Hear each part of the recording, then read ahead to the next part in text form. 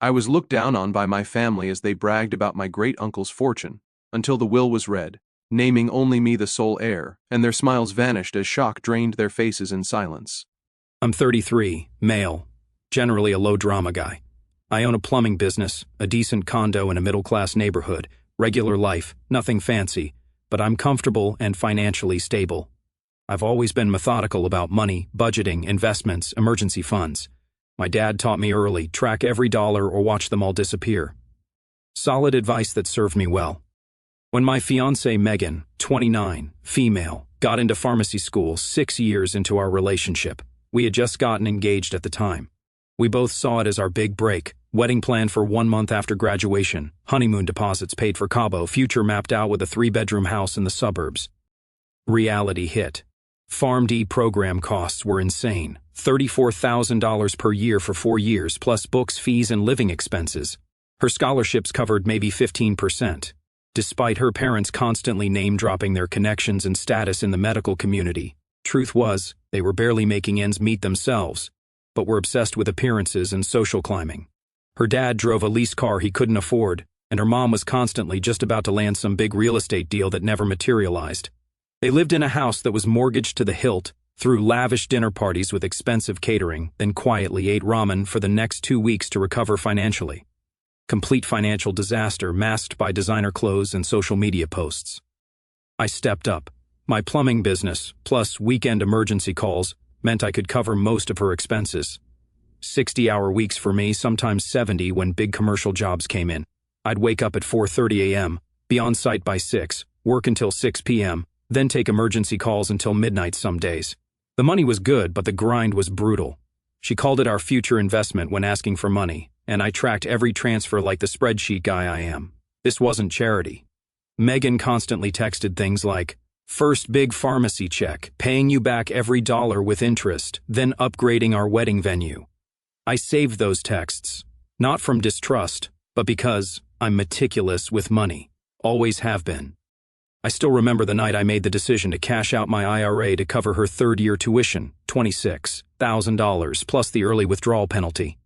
We were sitting on my balcony, and she was crying about potentially having to drop out. "I can't ask you to do that," she said, while very clearly asking me to do exactly that. "It's an investment in us," I told her. "Just remember this when you're making the big bucks. I'll pay back every cent with interest," she promised, suddenly brightening. Pharmacists at Metropolitan Hospital start at $120,000. We'll be set. 2 days later, the money was in her tuition account. I skipped my buddy's destination wedding in Cancun that same month, couldn't afford both. When Megan asked why I wasn't going, I just said I had deadlines. No point making her feel bad about a decision I'd made. Every semester followed the same pattern. Megan would send links to her tuition portal. I'd transfer $17,000. She'd promise repayment with detailed plans of our future. 4 years of this, about $78,000 total. Countless 70-hour weeks for me, 0 vacations, endless sorry, can't make it, got an emergency call. Meanwhile, her Instagram was full of study breaks at upscale restaurants with her pharmacy school friends, weekend trips to her parents' vacation home, and posts about how self-care is essential during school. Funny how her self-care always involved spending money while mine involved making it. My best friend Ronnie saw through it early. We were shooting pool at our usual bar when he finally said what I didn't want to hear. "Dude, you realize you've spent more on her school than your truck, condo down payment, and retirement combined?" he said, lining up a shot. Meanwhile, she's posting Instagram stories from weekend trips with her pharmacy girls. "It's an investment," I insisted. "Once she's licensed, we're set." Ronnie sank the 8-ball and looked at me dead on. "Just saying, I've never seen her post about how great you are for funding her future. Lot of posts about those Tiffany earrings her parents got her, though." I brushed him off. Ronnie's always been cynical, divorced parents, 3 failed engagements, and a job as a divorce attorney that only reinforced his views on relationships. The guy literally makes his living from failed marriages, so of course he sees red flags everywhere. Still, his comment stuck with me. "Just keep the receipts," he said, ordering another round, "and maybe stop turning down emergency calls to go to her family dinners when they still treat you like the help." I rolled my eyes but followed his advice on the receipts. The emergency calls thing too. Eventually, Dom, my business partner, noticed the hours I was putting in. We'd started the plumbing company right out of trade school, built it from nothing to 15 employees and a solid reputation in our city. He knew something was off when I missed our quarterly business planning session, first time in 7 years. "Everything okay with you and Megan? Haven't seen her at our company barbecues lately?" he asked, leaning against our service van while we waited for parts. "She's busy with rotations," I explained. "Final year is intense." Dom nodded, but I caught the look. He'd been through something similar with his ex. "Just make sure you're taking care of yourself too, man. Business is booming, but you look like..." "When's the last time you slept more than 5 hours?" I couldn't remember. Between emergency calls, regular jobs, and driving to Megan's campus to bring her dinner during late study sessions, sleep had become optional. But we were so close to the finish line. 4 years of investment was about to pay off. Just a few more months of grinding. Then she'd graduate, we'd get married, and life would finally start. I should have seen the warning signs. Megan stopped talking about our future around year 3, stopped mentioning repayment plans, started referring to my career instead of our investment, began spending more time with her pharmacy school friends and less with me. But I chalked it up to the stress of her final rotations and board prep. I was too busy working to notice she was pulling away. 1 month before graduation, 5 weeks before our wedding, Megan hit me with the "I need space to focus on finals and boards" talk. Said she needed to temporarily move back to her parents' place. Made sense, I guess. Pharmacy boards are brutal. I helped move some of her things, told myself this was temporary, even ordered a study gift basket to be delivered to her parents' house. $200 worth of high-end snacks, energy drinks, and a new set of highlighters in her favorite colors. The note read, "You've got this. Home stretch." Then came the text that changed everything. 3 days after graduation, "Hey, just wanted to say thanks for paying my PharmD tuition. My new man Tony thinks you're pathetic for investing in a woman clearly out of your league. Thanks for the free education. Enjoy your sad little life, LOL." I stared at my phone, feeling like I'd been hit by a truck. The winky emoji, the LOL, the clearly out of your league comment. She wasn't just dumping me a month before our wedding. She was mocking me for financing her entire professional future. I checked her Instagram. There she was, arms wrapped around some guy in a tailored suit standing in front of what looked like a luxury high-rise. Caption: "Upgrade complete, #Barbach PharmD, #blessed, #moving up." My first instinct was to drive to her parents' house. My second, calmer thought was strategy. I've never been the type to lose my cool, not when a contractor tried to screw us on a major job, not when a client refused to pay a $20,000 invoice, not even when my truck was stolen last year. I take my time, assess the situation, and execute a plan. I typed, "You're welcome." Then I started cataloging my records. Instead of losing it, I spent a full weekend gathering evidence. Bank transfers to Megan, labeled PharmD tuition, cashier's checks to her university, screenshots of text exchanges discussing the loan arrangement, email threads about repayment plans. The total, $78,346.27. Every cent accounted for. I created a spreadsheet tracking each payment with dates, confirmation numbers, and corresponding promises from Megan. I didn't have a signed loan agreement, but I had over 20 separate text and email threads where she promised to repay me in full with interest. I printed bank statements, highlighted the transfers, and organized them chronologically in a binder. I even had witnesses. Ronnie had heard Megan promise repayment multiple times, and she'd mentioned it to Dom at our company Christmas party last year.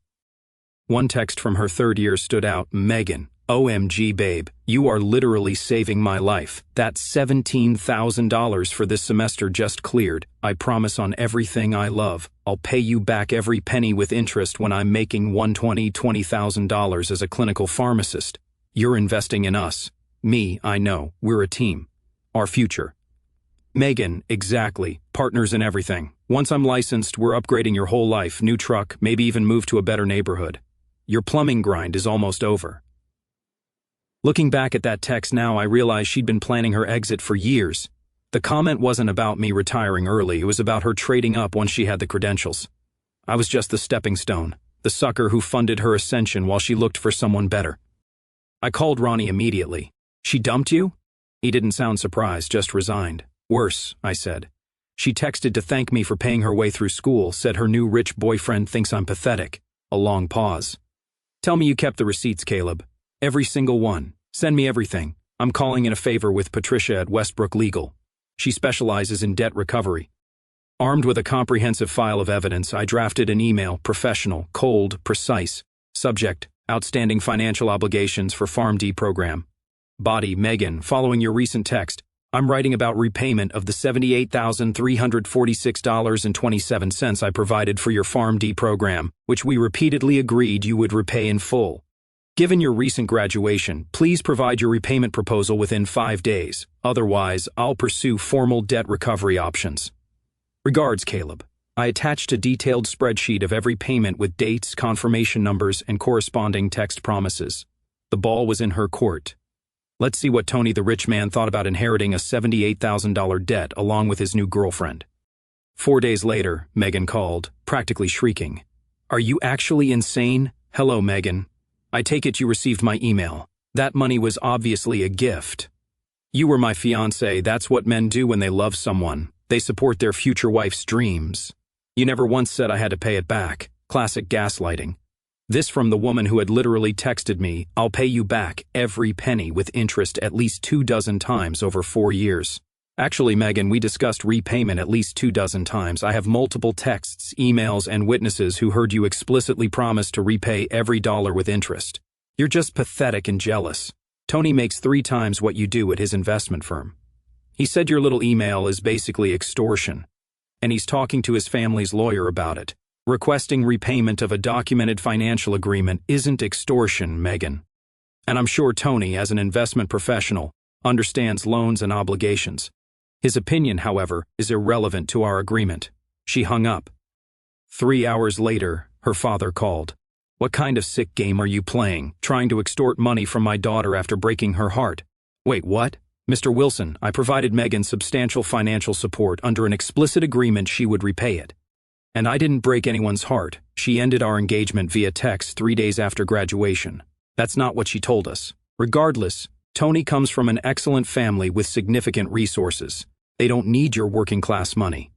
Drop this vindictive crusade immediately. He hung up before I could respond. It sounded like they were banking heavily on Tony's wealth, perhaps more than he was aware of. It was like entering the Twilight Zone. According to Megan and her family, I was now the villain, the jealous ex trying to extort money from an innocent woman. Unbelievable. Then a series of Instagram DMs from Megan's cousin Heather. Wow, real small man energy trying to ruin Megan's life because she finally found someone worthy of her. So desperate and creepy. Tony's family has connections that can end you. The alternate reality they were living in was staggering. Megan then emailed, "Fine, I'll give you $5,000 to go away. One-time offer. Take it or leave it. I'm being extremely generous considering you offered to help me through school. $5,000 on a $78,000 debt? Delusional. That's like offering to pay off your mortgage with a Starbucks gift card." The next day, my phone rang. Unknown number. Is this the guy who used to date Megan?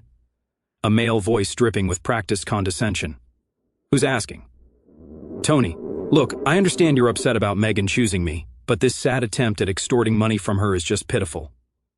Interesting perspective. My family manages 9 figures. I drive something that costs more than your yearly paycheck. So you're calling to pay her debt then? I kept my voice neutral. There was a pause. What? No, that's not. I'm telling you to back off as a courtesy. A courtesy that doesn't actually solve the problem. Got it. Look, his voice lowered, suddenly less certain. Megan's having a hard time with this. She's mentioned some things about the amount. $78,000. Every penny documented. Plus interest? Jesus Christ, I heard him exhale. That's ridiculous. No way she owes. I have documentation for every dollar, texts, emails, witnesses. Would you like me to send you the file? Maybe you could review it, given your financial expertise. Silence. Or you could pay it, I continued, since you just mentioned your family portfolio. That's not my responsibility, he snapped, facade completely gone. So you're calling to what exactly? Flex your wealth while simultaneously refusing to use it? Very helpful, Tony. Listen, you little... No, you listen. I have a documented agreement with Megan. Your family's portfolio is irrelevant unless you're putting it behind her. If you'd like to pay her debt, I'll send wiring instructions. Otherwise, we have nothing to discuss. You think you're so clever, he hissed. You have no idea who you're dealing with. Actually, I think I do. Exactly what I expected. I hung up. The call confirmed everything. Tony talked big, but wasn't about to drop $78,000 on Megan's pre-relationship debt. His carefully constructed image had cracked in under 2 minutes. All show, no substance. The kind of guy who brags about his daddy's money, but mysteriously can't pick up the check when it arrives. I forwarded Megan's email to Ronnie, who replied within minutes. They think you're bluffing. Rich people always think the rules don't apply to them. Time to show your cards. I responded to Megan, $5,000 for a debt of $78,346.27 is neither reasonable nor reflective of our numerous documented agreements. Given your PharmD credential and earning potential, which you frequently cited while discussing repayment, I'm open to a structured repayment plan. If we can't reach an agreement within 7 days, I'll pursue legal remedies. This may include actions affecting your credit score and potentially trigger a character and fitness review. The pharmacy board review point was something Ronnie discovered. Character and fitness reviews are standard for professionals handling controlled substances. Financial impropriety, especially breaking explicit financial agreements, can trigger investigations. Not that I wanted to harm her career, but she needed to understand the potential consequences of her actions. I researched further and found a recent case, an RE application of Jessica Torres, where the state pharmacy board had delayed a new graduate's license for 6 months, pending review of financial misconduct allegations. I attached the case summary to my email. 7 business days passed, nothing from Megan. Instead, I received a certified letter from Blackwell Richardson and Associates, attorneys at law. Pure intimidation tactics, claims that my baseless allegations, gifts freely given, and harassment constituted malicious interference with career prospects. They demanded I cease all communication or face significant legal consequences. Ronnie laughed when I showed him. They hired the expensive, threatening letterhead guy. Classic move when you're full of it but want to scare someone off. I took their letter and my evidence file to Patricia, a debt recovery specialist recommended by a colleague. She reviewed everything thoroughly, spent 2 hours going through my documentation, occasionally nodding or making notes. Your documentation is impeccable, she said. Their letter is primarily intimidation with minimal substance. Their threats against you are largely unenforceable. She drafted a formal demand letter. It gave Megan 21 days to pay in full or agree to a reasonable repayment plan, otherwise civil proceedings would commence. The letter was direct, citing specific legal precedents and outlining the strength of my position. No bluffing, no intimidation, just cold, hard facts.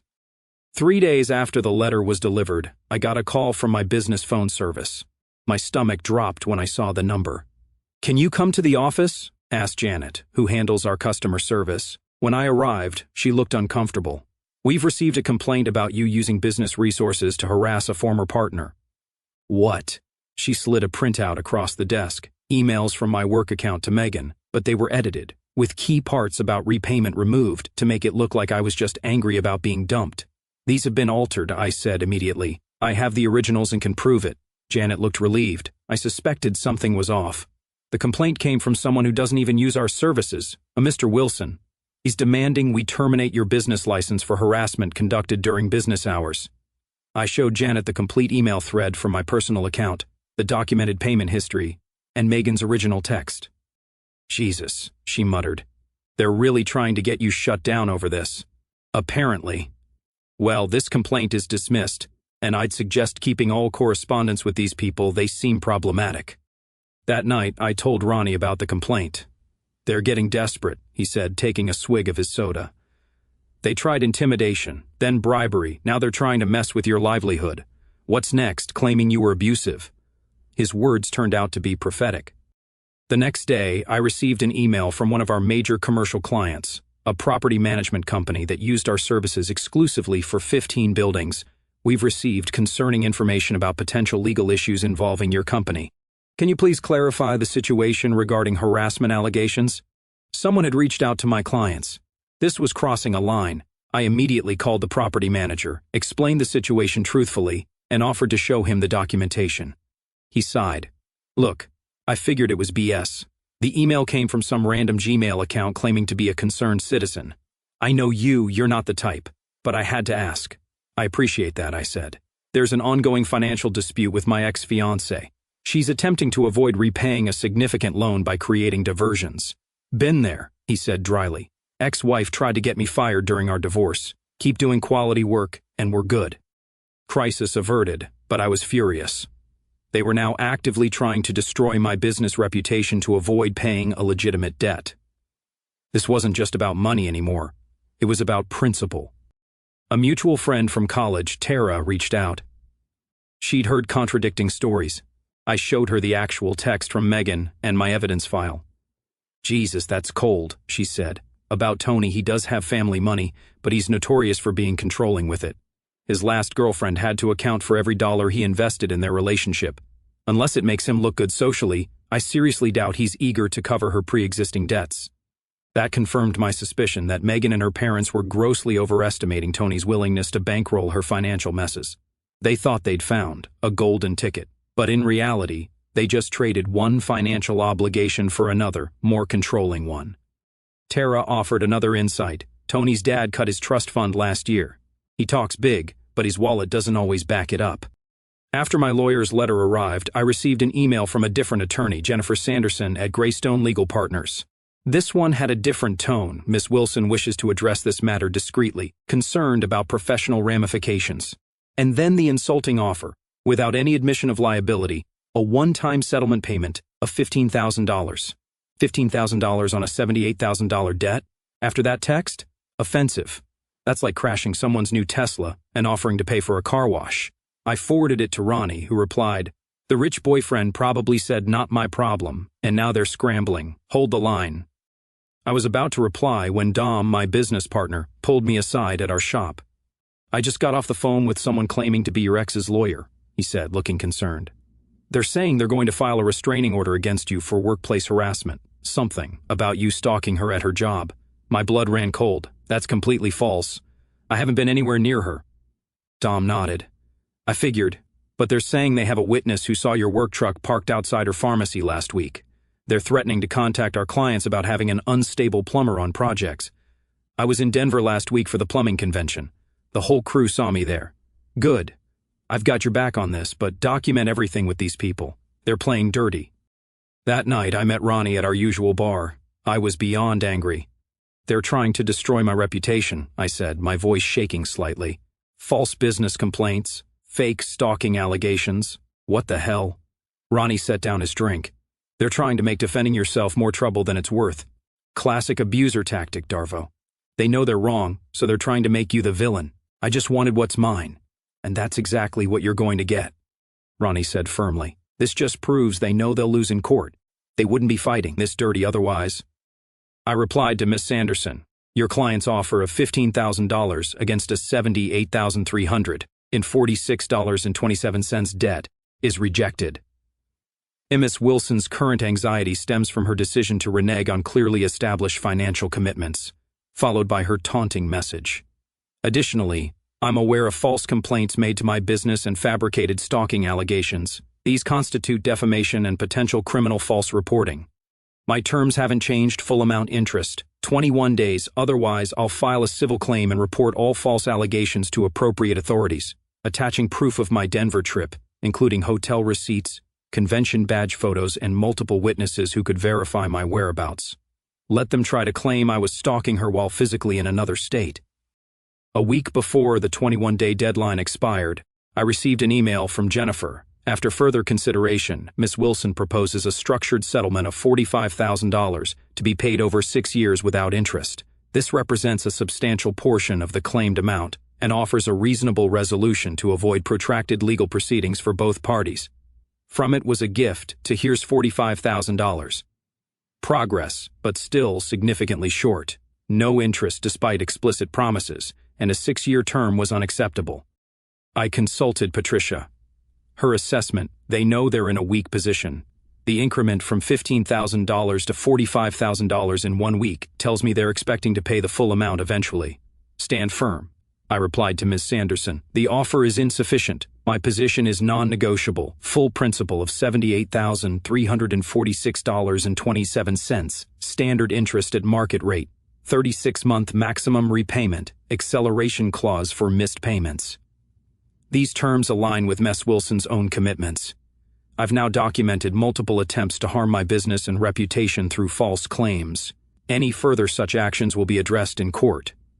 You have 5 business days to accept these terms. 5 tense days. Complete silence. I prepared court filings with Patricia. We were ready to file the moment the deadline passed. At 4:52 p.m., on the final day, an email arrived. Following consultation with our client, we conditionally accept the court terms. Principal $78,346.27. Interest fixed 5% from graduation date. Repayment period 36 months. Acceleration clause with 10-day cure period. Conditional upon confidentiality provisions. The fundamental demands were accepted. They knew they couldn't win. All the posturing, threats, and manipulations had failed. I replied, "The proposed terms are acceptable pending review of the draft agreement. Please forward documentation." A week later, I signed the final agreement. Megan had refused to be present for the signing, sending her lawyer instead. Fine by me, I had no desire to see her either. Tara informed me. Megan passed her pharmacy boards. Tony, the wealthy new man, was reportedly furious about the financial drama and had refused to get involved, making it clear her debts were her problem. Megan hadn't secured the prestigious hospital position she'd boasted about, instead taking a retail pharmacy job at a grocery store chain. The settlement would require approximately $2,350 monthly after taxes, on top of her own federal student loans and living expenses. Her parents and cousin, suddenly unavailable for comment. No more threats about ending me or lectures about how I wasn't worthy of their daughter. Amazing how quickly they disappeared once the bluff was called. It's been 14 months. The settlement agreement is legally binding.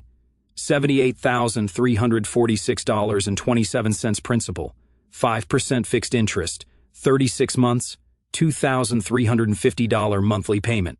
Megan has made every payment. 14% down, 22 to go. Always exactly on the final day before default. My plumbing business has expanded to a second location. We expanded fast, added new vans, hired techs, and picked up a retiring firm's clients. I even took my first real vacation in 5 years, 2 weeks in Hawaii, completely off-grid. No emergency calls, no spreadsheets, just beaches and hiking trails. I've restored my retirement accounts, made some solid investments in rental properties, and even started a small side business handling commercial property maintenance contracts. Turns out I didn't need Megan's pharmacy salary to build a successful future. I just needed to stop bankrolling someone else's. What about Megan? According to Tara, Tony left her 3 months after the settlement was signed. His parting comment at a mutual friend's dinner party, "I'm not interested in subsidizing someone else's financial train wreck. So much for her meal ticket. Her career, retail pharmacy at a suburban grocery chain, overnight shifts and weekend rotations. Not the clinical hospital position with 6-figure guaranteed advancement she'd planned on. Now she lives in a 1-bedroom apartment with a roommate. Her parents, who once pretended to have connections despite barely making rent themselves, quietly cut ties once Tony bailed and the lawsuit landed. Just when I thought it was over, things took an unexpected turn. About 5 months into the payment plan, I noticed small things. A missed call at 2 a.m. from a blocked number. No voicemail. Then another the next night. A week later, I found a coffee cup from our old favorite cafe sitting on my car hood in the morning. Nothing else, just the cup. 2 days after that, a delivery of lilies showed up at my door with no card. When I called the florist, they confirmed a woman matching Megan's description had paid cash. I installed a doorbell cam, caught her circling my building 3 nights straight at 3 a.m., just walking around the parking lot, sometimes stopping to stare up at my unit. I showed Ronnie the videos. "This is getting into restraining order territory," he said, frowning. "She's losing it." Then the texts started from different unknown numbers, always late at night. "Do you think about us? I made a mistake. We should talk. You can't ignore me forever." I never responded, just documented everything, added each new number to my block list, saved screenshots, and forwarded everything to Patricia. This wasn't just uncomfortable, it was escalating into something potentially messed up. 3 months ago, it escalated. Megan showed up at my condo building at 11 p.m. on a Friday. Security footage showed her pacing outside for 20 minutes before somehow convincing a resident to let her in. She was visibly agitated, hands shaking as she pounded on my door. Thankfully, my building has solid security cameras. I opened the door but stayed firmly in the doorway. "What are you doing here, Megan? We need to talk." Her eyes were red. "This payment plan is destroying me.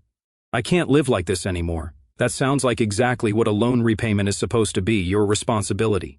I'm begging you," she started crying. "Lower the payments, extend the term, something, anything." For a split second, I almost felt a twinge of sympathy. Then I remembered the business complaint, the fake stalking allegations, the attempt to destroy my reputation. "The agreement stands," I said. "Leave, or I'll call the police." Her expression shifted instantly. "You think you're so smart," she hissed, trying to push past me into my apartment. "You think you've won?" I blocked the doorway. "Leave now, Megan. I'll tell everyone you abused me. I'll say you threatened me into signing that agreement. I'll go to your clients and tell them you're stalking me. Who do you think they'll believe, the pretty pharmacist or the dirty plumber?" And there it was, the mask completely off, revealing the same person who sent that text. "Every word of this conversation is being recorded," I said quietly, "by building security and by me. I've documented every drive-by, every anonymous text, every flower delivery. You're not the victim here, Megan." She blinked, momentarily thrown off balance. "You said I was pathetic for investing in you," I continued, my voice perfectly level. "Turns out I was just early to the liquidation. She tried accessing my unit 3 more times that weekend. Security caught all of it. The following Tuesday, she appeared at my workplace, creating a scene in the shop until my employees removed her. She was ranting about how I'd ruined her life and stolen her future. My office manager, Angela, recorded the whole thing on her phone while Dom called the police. By the time they arrived, she'd already left, but the damage was done. My employees were shaken. I had to call an emergency meeting to explain the situation, minus the embarrassing personal details. Just that my ex owed me money, was refusing to pay, and was now harassing me. They were supportive, but I could see the concern in their faces. This wasn't just affecting me anymore, it was affecting my business and my team. Ronnie didn't mince words. "Get a restraining order yesterday. This isn't about money anymore, she's unhinged." Patricia helped me file for a temporary restraining order, which was granted based on the security footage, workplace incident, and threatening text messages Megan had been sending. "You'll regret this, and I know where you sleep." 2 weeks later, the judge made it permanent for 1 year, citing Megan's concerning pattern of escalation and inability to respect boundaries. The restraining order includes provisions that our only communication must be through our respective attorneys regarding the settlement payments. She's barred from coming within 500 feet of my home, workplace, or person. Any violation would result in potential criminal charges. The day after the restraining order was granted, her father called me again. This time, his tone completely different. "I just want to understand what's happening with my daughter," he said, sounding tired and old. "The restraining order. Is it really necessary?" "Mr. Wilson, she showed up at my home at 11 p.m., tried to force her way inside and threatened to falsely accuse me of abuse. Then she came to my business and created a scene that frightened my employees. What would you have done?" Long silence. "I don't know what's happened to her. She's not the person we raised. I almost felt sorry for him. Almost. She's an adult who made choices. Now she's facing the consequences. I'm sorry it's affecting your family, but my priority has to be protecting myself and my business." "I understand," he said quietly. "For what it's worth, I'm sorry about all this. Too little, too late, but I appreciated the gesture. Life has actually improved dramatically since all this went down. I'm dating Lauren, a structural engineer I met through a client. She knows the outline of what happened. Her take, she sounds like a complete narcissist. You dodged artillery fire, not just a bullet. Thai food tonight? Simple, authentic, perfect. Lauren doesn't play games or send cryptic texts. She doesn't expect me to finance her life or solve all her problems. She's professionally successful, emotionally stable, and refreshingly direct. Ronnie's assessment was less diplomatic. You paid $78,000 to discover she was garbage before you married her. Cheapest divorce you'll never have. He's right, that money was ultimately the price of my freedom. Had I married Megan, the financial damage would have been far worse, not to mention the emotional toll of being tied to someone who viewed me as nothing more than a stepping stone. About a month ago, I adopted a rescue dog, a 3-year-old German Shepherd mix named Rex. He's been loyal and protective with me. We go running every morning, and he sleeps by my bedroom door at night. Best decision I've made in years. Rex was a police K-9 washout, too friendly for the job according to his former handler, but his training makes him an excellent companion. He's disciplined, responsive, and has an uncanny ability to read people. The money from Megan's payments goes straight into an investment account. I'm actually planning to use it as seed funding for expanding the plumbing business with Dom next year. Turning her debt into my future success feels like poetic justice. There's something deeply satisfying about using the money that was supposed to fund her future to build mine instead. The most surprising development came from Megan's father. He approached me at a local coffee shop last week, looking much older than I remembered. "I owe you an apology," he said quietly. "We believed what Megan told us about you. She's She's not well, she's seeing a therapist. I mean, it's long overdue. He handed me his card. If you ever need anything, please call. And thank you for not pressing charges over the stalking. You could have made things much worse for her. I didn't tell him that the restraining order was already the merciful option, that I had enough evidence for criminal charges of harassment, stalking, and false reporting, that his daughter was lucky I'd chosen the least destructive path available. I just nodded and told him, I hope she gets the help she needs. And I meant it, not for her sake, but for anyone else who might cross her path in the future. As I left the coffee shop, I realized I no longer felt angry when I thought about Megan. Just a vague sense of pity mixed with relief that she was no longer my problem. The money was coming in according to the agreement, and that was all that mattered. Advice for anyone in a similar situation: document absolutely everything. Save texts, keep receipts, maintain witnesses, and when someone shows you who they really are, believe them the first time. Megan wanted me to enjoy my sad little life. LOL, I am. Weekly hikes with Rex, Thai dates with Lauren, and monthly bank transfers from my ex. Life's good. So that's what went down. Peace out.